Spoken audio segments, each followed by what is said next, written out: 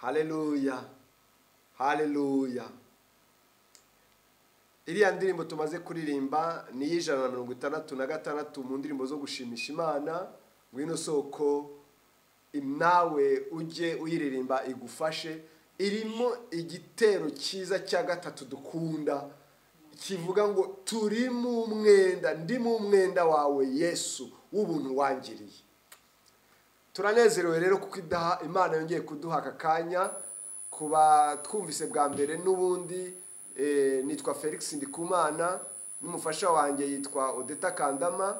Turi hano Abuja muri Nigeria, niho tuba n'umuryango wose, kandi turashima Imana ko yaduhaye agakiza, natwe ikadukura mu bwami bw'umwijima ikadushyira mu bwami bw'umucyo, tukaba tugendera muri uwo mucyo, kandi tukaba dufite ibyiringiro by'uko tuzabana na Yesu mu ijuru. Kuva kuwa mbere twize ku ijambo rivuga ubwami bw'Imana. Kuwa mbere twavuze muri makeya impamvu kidukwiriye kuvuga ubutumwa bw'ubwami bw'Imana, ndetse tuvuga muri makeya ni bande bari muri ubwo bwami bw'Imana. Ubwo bwami buri mwonde. Hanyuma kuwa kabiri tuvuga niki twakora kugira ngo tubone ubwo bwami bw'Imana. Tuvuga no ku bintu bivuga ngo ese icyatubuza kubona ubwo bwami bw'Imana ni iki. Ejo kuwa gatatu twavuze ubwami bw'Imana ko ari ubwami bw'umucyo. Tubuganiraho umwanya uhagije. Tuvuga yuko umuntu iyo agiye mu bwami bw'Imana aba agiye mu mucyo, kandi uwo mucyo uramumurikira, ndetse tuvuga yuko ari n'ubwami bw'amanywa, ko ibyo dukora byose biba biri ku karubanda, biba bigaragara. Hanyuma mu kurangiza twatangiye ikintu kimwe kiri mu bwami bw'Imana tugiye kuganira uyu munsi, tukanagicengera tukacyumva, tukumva imbaraga zacyo gifite mu buzima bwacu nk'abakristo, cyangwa mu mbaraga gifite mu byaremwe byose, kuko icyo kintu tugiye kuvuga nicyo tangiriro ni nacyo herezo. Icyo kintu tugiye kuvuga ni ijambo, ni ijambo. Ejo rero twabasabye kugira ngo nibura mufate umunota umwe wo gusoma 30 yo mu itangiriro igice cya mbere umurongo wa mbere. N'ubundi ndinginga mwarimu Alex ngo ahaguruke adusomere ayo magambo, igice cya mbere umurongo wa mbere n'uwa kabiri n'uwa gatatu mu itangiriro. Reka adusomere ayo magambo.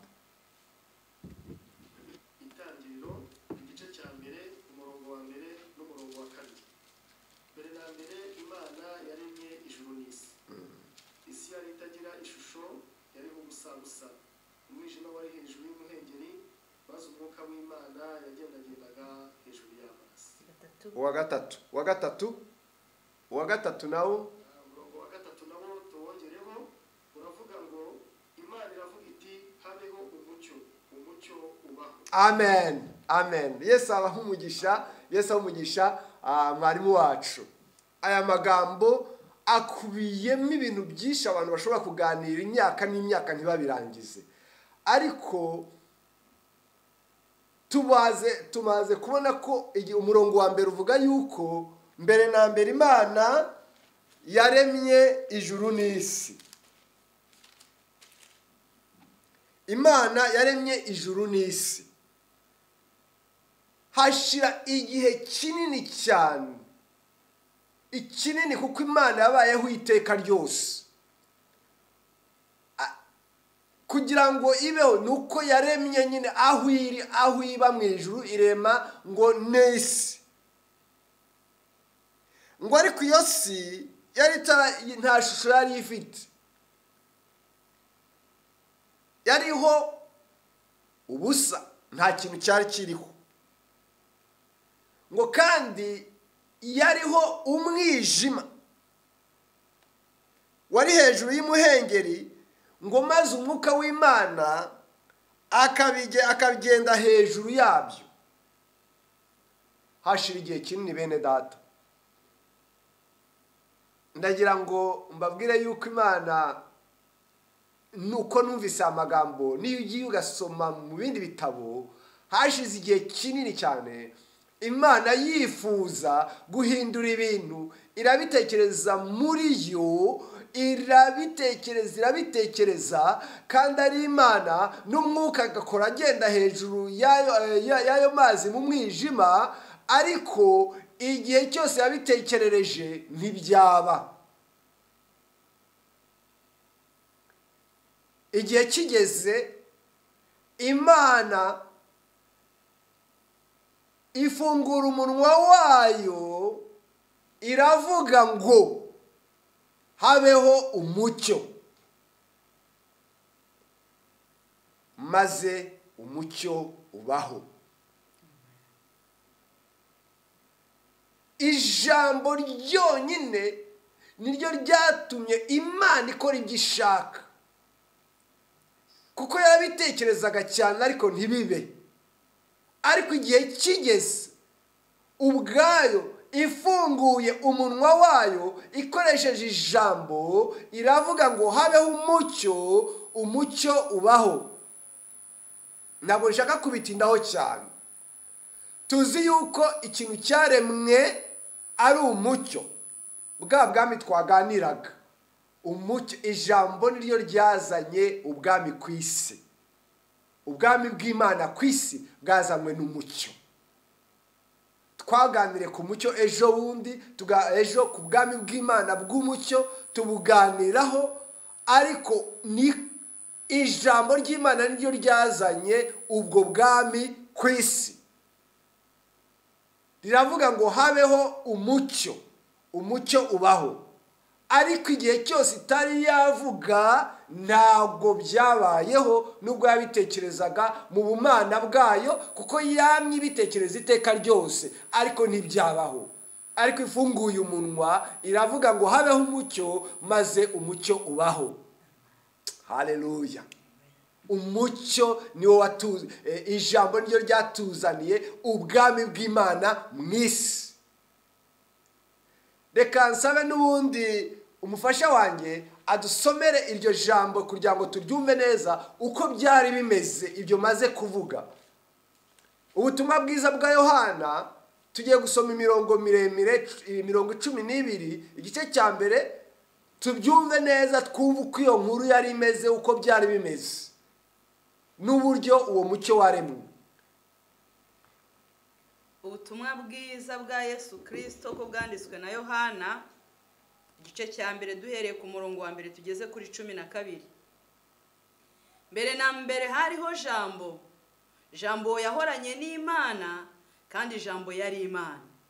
Uwo yahoranye n'Imana mbere na mbere. Ibintu byose niwe wabiremye, ndetse mu byaremwe byose nta na kimwe kitaremwe nawe. Muri we harimo ubugingo, kandi ubwo bugingo bwari umucyo w'abantu. Uwo mucyo uvira mu mwijima, ariko umwijima ntiwawumenya. Hariho umuntu watumwe n'Imana witwaga Yohana. Uwo yazanywe no guhamya iby'umucyo ngo atume bose bizera. Icyakora uwo siwe uwo mucyo, ahubwo niwe wahamije ibyawo. Uwo mucyo niwe mucyo nyakuri, kandi ubwo nibwo yatangiraga kuza mu isi ngo amurikire umuntu wese. Yari mu isi ndetse niwe wayiremye, nyamara ab'isi ntibamumenya. Yaje mu bye, ariko abe ntibamwemera. Icyakora abamwemeye bose bakizera izina rye, yabahaye ubushobozi bwo kuba abana b'Imana. Amen, amen. Muri iri jambo tumaze gusoma, muri inkuru nziza, ivanjiri, tumaze kubona yuko izina rimwe, amazina abiri arasobanura umuntu umwe. Ayo mazina ari mabiri asobanura umuntu umwe. Irya mbere ni ijambo, irya kabiri ni umucyo. Birasobanura umuntu umwe, cyangwa birasobanura Imana, ari nabyo bisobanura Yesu. Yesu niwe mucyo, kandi Yesu niwe jambo. ni iryo jambo turi kuvuga, iryo jambo Imana yakoresheje kugira ngo imbaraga z'Imana zishobore guhaguruka zikore ibyo Imana itekereza. Akenshi tugira ibintu byinshi dutekereza kandi ntibibeho, ariko n'Imana nayo biyibaho, igatekereza ibintu ntibibeho kugeza igihe ikoresheje ijambo rikaba ari ryo rizana imbaraga zo gukora bya bindi Imana yatekerezaga. Niyo turebye mu mibereho, mu mibanire hagati y'Imana n'abantu, dusanga yuko jambo atarigira. Yesu rero ni byose. Yesu niwe jambo, kandi Yesu niwe byose binyuramo kugira ngo Imana isohoze amasezerano yacu. Noneho rero nagira ngo mbabwire yuko nsomye Bibiliya nasanze ijambo ari ryo ryaremye isi rikazana ubwami bw'Imana mu isi, ijambo ni naryo rizarangiza isi. Iyo dusomye mu Byahishuwe igice cya 22 umurongo wa 17, hariho ikintu kimwe gikomeye. Bibiliya iratubwira ngo umwuka n'umugeni barahamagara bati ngwino, kandi uwumva nahamagara ati ngwino. Burya niyo mpamvu bavuga ngo nta wuzi isaha, nta n'uzi igihe, kubera yuko atari igihe kizarangiza isi, ahubwo ni ijambo rizarangiza isi. Ni ijambo rigaragara yuko umunsi umwuka w'Imana n'umugeni bahurije hamwe bagahamya yuko Yesu akwiriye kugaruka, uwo munsi Yesu azaza. Uwo munsi rero ushobora kwihuta cyangwa ugatinda bitewe nuko umwuka agomba guhamanya n'umugeni bakabihurizaho. Igihe cyose bazaba batarabihurizaho ntabwo Yesu azagaruka. Niko iri jambo ritubwira. Bene data, akenshi wumva ari byo tugahuza, kuko abera baravuga ngo Yesu uzageza hehe kudahorera amaraso y'abera yamenetse ku bwawe. Abera baratakamba, ariko hari igihe abera batakamba umwuka ukabona ko atari igishe. Niyo mpamvu iyo concordance, guhuza kw'abera n'umwuka, ari byo bizarangiza isi, igihe umwuka n'abera bazavugira icyarimwe ijambo rivuga ngo ngwino Yesu. Yesu azahita atunguka ku bicu aje gucungura itorero. Haleluya. Ijambo niryo ryatangije ubwami bw'Imana mu isi, kandi ijambo ry'Imana niryo rizagarura Yesu gutwara abakijijwe neza. Imana itugirire neza. Muri wa mucyo rero tugarukeho tuganire gatoya ku ijambo. Ejo twavuze definisiyo z'ijambo ni nyinshi cyane, uko twakwita ijambo nuko turibona. Ijambo rishobora kugaragara mu buryo bubiri. Hari ijambo riturutse ku Mana, iryo ni ijambo rya mbere, ariko bwa kabiri hari n'ijambo riturutse ku muntu rijya ku Mana, cyangwa ijambo riturutse ku muntu rijya ku wundi, cyangwa ijambo riturutse ku muntu rijya kuri Satani, cyangwa ijambo riturutse kuri Satani rijya ku muntu.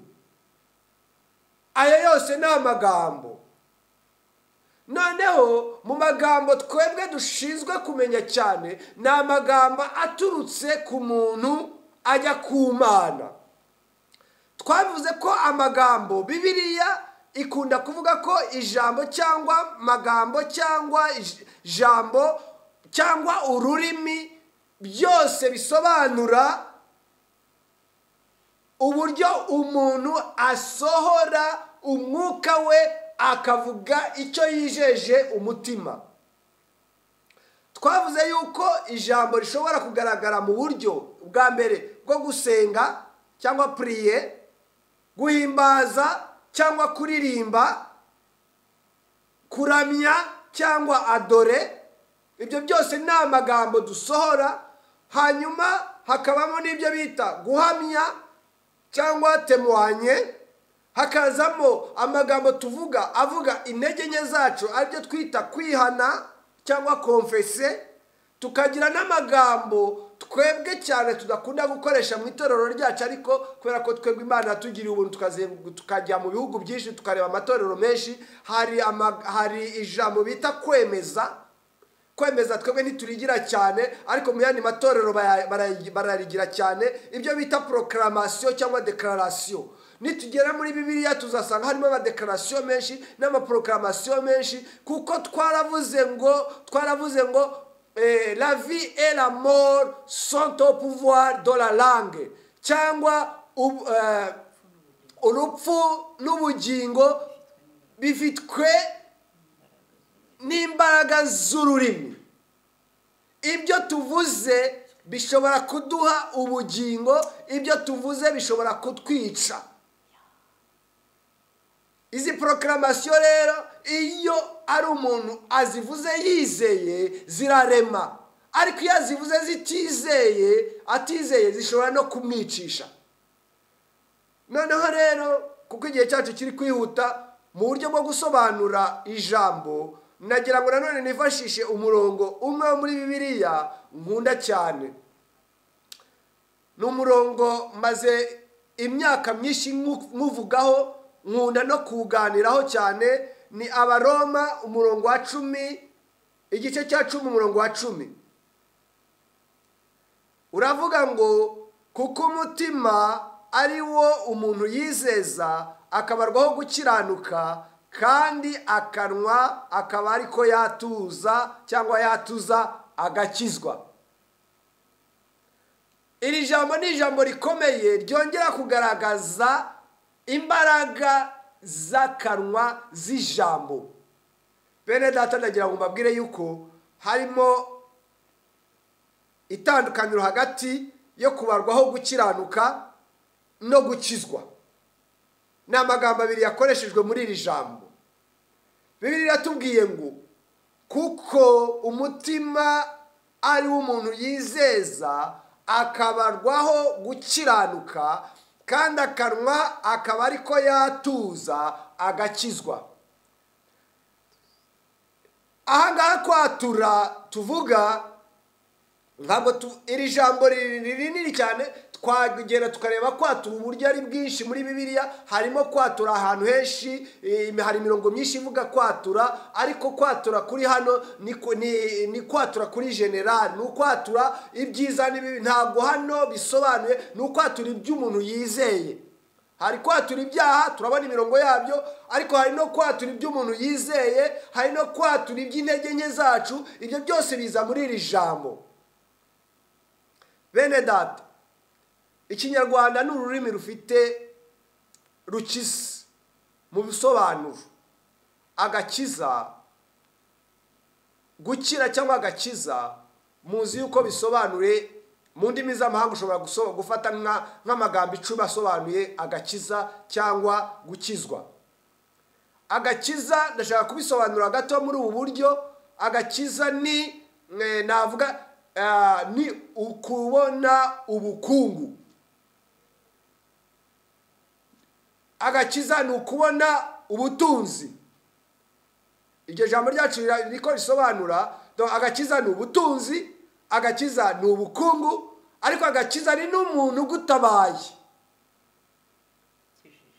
ugukijisha. Ariko ahangaha ndagira ngo twumve agakiza nk'ubukungu cyangwa power, imbaraga. Agakiza ni imbaraga, ugize imbaraga. Muzi yuko iri jambo agakiza turikoresha kenshi cyane, imbaraga. Bene data, burya ushobora kwizera mu mutima. Muri ubu bwami turimo bw'umucyo ntabwo byoroshye.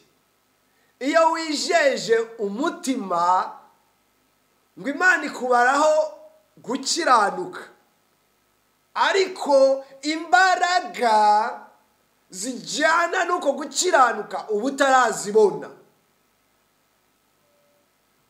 Ni ukuvuga yuko ugerageza urebe, uzasanga hari abantu benshi nawe byabanje kubaho mbere y'uko ubona agakiza koko, buri munsi warihanaga mu mutima ukavuga uti nukuri ntabwo nzabisubira, Imana ikakubona nk'umukiranutsi, ukabeshya umuntu ukagera ukavuga ariko ntabwo nzabisubira, ugakora ikibi conscience ikaza ikakikwereka ikabona ntabwo uzagisubira. Ibyo akenshi abantu benshi bo mu madini benshi nibyo bahoramo, kuko ijambo riraza rikagutsinda mu mutima wawe ukavuga uti sinzabisubira, ndabyihannye mu mutima, ukabyemera mu mutima kutazabisubira. Kandi Imana irabyemera cyane, iguha rwose ikubara nk'umukiranutsi kubera yuko mu mutima wawe wabizinutswe. Ariko Bibiliya hari tubwiye yuko Pawulo abyandikira Abaroma arababwira ati ibyo ngibyo nibyo Imana irabikunda, ariko dore ikintu kizana imbaraga zo kutazongera gukora ibyo wari wihannye, ni ukubyatuza akanwa kawe. Kuko kubyatuza nibyo byonyine birema, nibyo bizana umwuka w'Imana akaza muri wowe akaguhindura. Ndagira ngo mbabwire yuko umwuka w'Imana, hari amagambo menshi kubera ko igihe cyacu kiba ari gitoya tutasoma, ariko umwuka w'Imana ntashobora gukora adakoreye mu ijambo.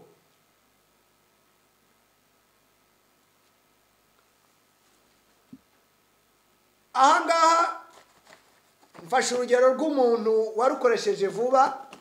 Aha tuhafite aka kantu karimo udupapuro two kwihanagura. Utu dupapuro two kwihanagura dufite akamaro cyane, ariko akenshi nyine twirebera iki gipapuro cy'inyuma, ariko utu dupapuro tugira akamaro cyane. Iyo ukuboko kwanjye kutamanutse ngo gufate ka gapapuro aho kari kazazana ivumbi, ntacyo kazamara, ntabwo kazakoreshwa. Ariko nifata ukuboko kwanjye ngakoramo, icya mbere cyo nzakoramo kubera ko hafunguye. Umuntu ajya akagacurika gutya agashaka gukoramo, ntabwo ashobora kuzana agapapuro. Ibi bigereranywa, iyo ugacuritse bigereranywa na bwa bwami bw'umwijima abantu benshi bagenderamo bazi ko bakoreshwa n'Imana, bakaba bafite ibintu muri bo, ariko inzira connection yo kugira ngo umuntu agere kuri bwa bupapuro akaba atayibona. Gukizwa rero ni nkaho uje ugafungura ka kantu umwenge kugira ngo dufate twa dupapuro uboneke. Umuntu nuko ateye yaremwe kugira ngo akore abikirema cy'Imana, akorera Imana, ariko igihe cyose hano hafunze nta connection birimo, bisaba yuko ubanza ukahafungura. Ariko kuhafungura byonyine ntibihagije. Kuhafungura ni kwa kundi kwizera Yesu akakubera byose, ukumva ko akubereye byose, ukamufungurira ngo naza gukoreshe. Ariko iyo udahamagaye Yesu ngo aze akoremo, agukoreshe icyo yaguteguriye, bwa bupapuro nta gaciro bugira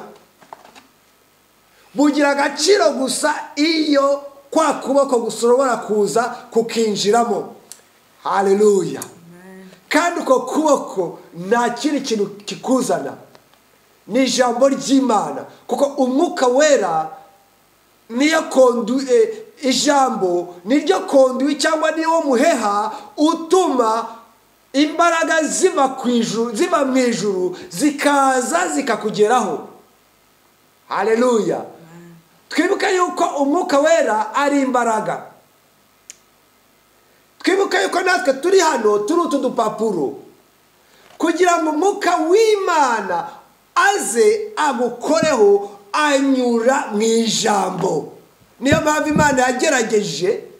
yagerageje gutekereza ibintu mu bumana bwayo ntibibe, ariko yakoresha umunwa wa mwuka wayo ukanyura muri rya jambo ukagenda ukarema isi.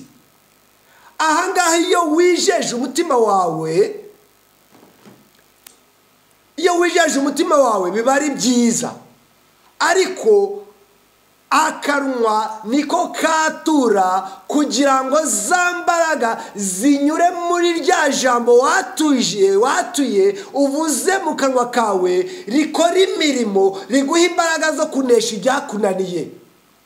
Ndabyibuka nkimara kwihana, nihanye muri 1991 nigaga iruhande, twari dufite icyumba twajyaga gusengeramo ahantu twitaga kwa Jose, ni hafi mu kigo cy'iruhande. Ndabyibuka yuko namaze nk'amezi 4 cyangwa 5 natura intege nke zanjye buri munsi, nkajya mu cyumba nkazatura, nkavuga ni Imana yanjye. Nari umusore w'imyaka 20, nasohoka nubwo nakijijwe, nareba amaguru y'umukobwa bigacika, mu mutima wanjye nkarwana intambara, nkagenda nijoro nkabivuga, nkabibabwira ni bene data mu nsengere, rwose mu nsengere ibi byambayeho, kubera ko urukundo rwari rukiriho, abantu bagikundana, abantu bagisengera mu mwuka, bakandambika ibiganza ntibancire urubanza, bakavuga bati uyu ni umusore, kuba byamubaho ni umusore birumvikana. Abo babyeyi bitwaga ba Jose bakandambika ibiganza bakadusengera. Ndakomeza hari igihe twibwira ko uvuga ikintu mu Mana bigahita bimera nkaho ari butukanze birarangiye. Mwongera ndatura ndavuga ni ndabinesheje mu izina rya Yesu, mbyaturira bene data. Igihe kigeze Imana iraneshereza, ndabitsinda, noneho ntangira kubaho mu bwiza bw'Imana, nkabona ibintu abandi birukira, nkabona ahubwo ngewe ntacyo bimbwiye. Bene data, kwatura, kuririmba, kudekarara nibyo bituma umwuka w'Imana ashobora kuza agakora imirimo muri twebwe. Ijambo ry'Imana no kuryumva, nahishiriwe yuko aya magambo ndi kuvuga nk'iri jambo tumaze gusoma warisomewe inshuro 1000, ariko nagira ngo nkubwire yuko kurisoma bisa nkaho ucometse umuriro ukawinjiza mu cyuma. None se wavuga yuko wacometse kandi wabyaracomokotse ukavuga ngo umuriro wageze mu cyuma? Kugira ngo umuriro ukore urongera ukawucomeka. Ijambo ry'Imana ni urwo rusinga rwongera rugucomeka kugira ngo umuriro w'Imana wongere winjire muri wowe ukora imirimo. Mwene data, iyo udafite inzara n'inyota yo kumva ijambo ry'Imana haba hari ikibazo, kubera yuko nta rusinga ushobora kubona rucomeka umuriro w'Imana nguze ujye muri wowe ukora imirimo. Ukeneye mwene data kwatura ijambo ry'Imana rikaturirwa imbere yawe, ijambo ry'Imana ukaryatura, intege nke zawe ukazatura bakagusengera. Icyo nicyo kizana agakiza, nicyo kizana gukira, nicyo kizana rwose kubireka. Ibyo turabihamya twese, turi abagabo, maze imyaka 30 nkorera Imana, kandi rwose ibyo bintu maze kubihererwa imbaraga ntabwo byongeye. Nabonye agakiza, haleluya. Nabonye imbaraga zituma mbinesha, biraza bikaza imbere yanjye, ariko kagakiza kakagahita kabikubita bikagwa hirya iriya, ntibyongera kwataka umutima wanjye ngo biwutware biwugire imbata, kubera ko nabonye agakiza. Bene data, kwatura nicyo cyonyine gishobora kuzana ubwami bw'Imana muri wowe. Haleluya. Ubwami bw'Imana buzanwa muri wowe na Yesu, kuko kwatura tuvuga bisobanura Yesu, kuko ijambo ry'Imana bisobanura Yesu. Rya jambo uvuze riraza rigakora imirimo, umwuka wera akanyura muri rya jambo, nk'uko umwuka wera yanyuze mu ijambo ry'Imana igihe Imana yavuze ngo habeho umucyo, maze umucyo ukabaho. Kubera ko umwuka w'Imana tumwita umwuka wera, cyangwa ariko ubundi ni imbaraga z'Imana. Imbaraga z'Imana zikanyuramo zigahita zikora bya bindi byatuwe. Gerageza mu kubana n'Imana kwawe, ukunde kuririmba, kuririmba ni ukwatura imbaraga z'Imana, ni ukuvuga amagambo ari kugenda azana umwuka wera muri wowe. Nuceceka ukavuga ngo nzasengera mu mutima, ntabwo umwuka wera azaza ngo akunyeganyeze. Ariko nufunguza akanwa ukatura ukaririmba. Murabyibuka Paulo na Sila bararirimba bari bamaze kwirukana abamadayimoni ku muntu. Induru ziravuga wa muntu wari umupfumu, bamaze kumwirukana barabajyana barabafunga. Bamaze kubafunga baratangira baratura bararirimba. Umwuka w'Imana anyura mu kuririmba kwabo arabakiza. Haleluya. Atura, simvuze ko atura ibyaha, ndavuze ngo atura. Vuga usome ijambo ry'Imana uzarebe. Ndakwingiza nujya gusoma ijambo ry'Imana ntukarisome ufunze umunwa ngo urisomeshe amaso gusa. Ujye urisoma unarivuga, uvuga ngo mbere na mbere hariho jambo. Wisomera, atari ngombwa yuko uri kumwe n'abantu. Uvumbura akanwa urebe ngo biragira imbaraga muri wowe. Le pouvoir, imbaraga zose z'ubuzima n'urupfu biri mu maboko y'ururimi. Ibyo uvuga nibyo uzasarura. Bene data, muri ubu bwami ntabwo byoroshye. Hari byinshi biri kuza, tukagenda bari byo bidutwarira igihe ndetse bikatunaniza. Tuzirikane yuko turi ku rugamba. Ubwami bw'umwijima buri kurwana n'ubwami bw'umucyo. Ubwami bw'umwijima kubera ko buzi imbaraga zo kwatura, icyo bukoresha ni iki? Buzana ibintu byinshi, bukaturira ibintu byinshi ku bantu. Noneho bikaba ari byo bigutwara umwanya, ukumva kwatura kw'iby'isi ntiwumve kwatura kw'iby'ijuru. Umwanya wawe ukaba muke mu gusenga. Gusenga ntabwo ari gusengera mu mutima, nubwo nabyo ari byiza. Gusengera mu mutima ni byiza, mujye mubikora kuko duhora dusenga amasaha 24 kuri 24. Ariko iyo dusenga amagambo tuvuga ntabwo ari y'abafite imbaraga, ahubwo imbaraga zigira wa mwuka wera ababonye aho anyura kugira ngo aze aganire nawe. Haleluya. Kuko niyo nzira yonyine umwuka wera anyuramo kugira ngo aza kuganirize akwemeza iby'ibyaha. Iyo umuntu yaramaze gukizwa arwana n'icyo kibazo cyo kwatura, kuko agomba gusaba imbaraga. Imbaraga ntizishobora kuza z'umwuka wera zitanyuze mu ijambo.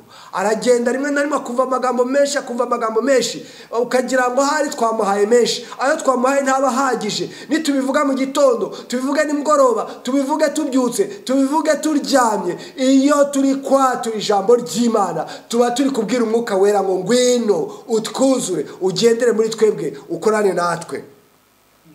Haleluya. Mbere ko ndangiza ndagira ngo nsome ijambo ry'Imana ryanditse muri Petero wa mbere igice cya 3:10. Haranditse ngo kuko byanditswe ngo ushaka gukunda ubugingo no kubona iminsi myiza abuze ururimi rwe rutavuga ikibi n'iminwa ye itavuga iby'uburiganya. Imana idufashe. Bene data, ejo tuzaganira ubwoko bwo kwatura. Habaho kwatura kwiza kuzana ubugingo, hakabaho kwatura kubi kuzana urupfu. Tuzareba ingero muri Bibiliya z'abantu batuye neza bakabona ubugingo, z'abantu batuye nabi bakabura ubugingo. Bene data, amagambo yose tuvuga azadutsindishiriza cyangwa azadutsinda. Ndabinginze bene data, twatura ijambo ry'Imana. Ubishoboye ubikunze wajya uhora uririmba. Twebwe mwabonye ko dukunda kuririmba, duhora turirimba, nicyo kintu cyonyine dukunda. Turaririmba rwose, aho kugira ngo dutere ama story ngo tuganire tugahita dutera karirimbo tukaririmba tukifashirizwa. Ukibaza ese kubera iki bafashijwe? Na magambo bari kuririmba abafashije? Oya, ntabwo ari ayo magambo, ahubwo umwuka wera raje abona hanyura kugira ngo abasure, kubera ko muri kuririmba. Oh haleluya. Ugasoma Bibiliya, warangiza ugasoma Bibiliya ukabona urahagurutse witeye hejuru urafashijwe. Ese ugira ngo nuko ayo magambo usomye ari logique cyane agukubise mu mutima? Oya, nuko Umwuka Wera akoreye muri ya magambo akaza akabona aho yinjirira akagusanga. Bene data mukunde kuririmba, bene data mukunde gukora amadeclaration, muvuge muhamye ibintu. Bene data mukunde kuramya. Ibyo byose ni ukugira ngo Umwuka abone ahanyura aze akomeze agusanishe n'Imana. Haleluya.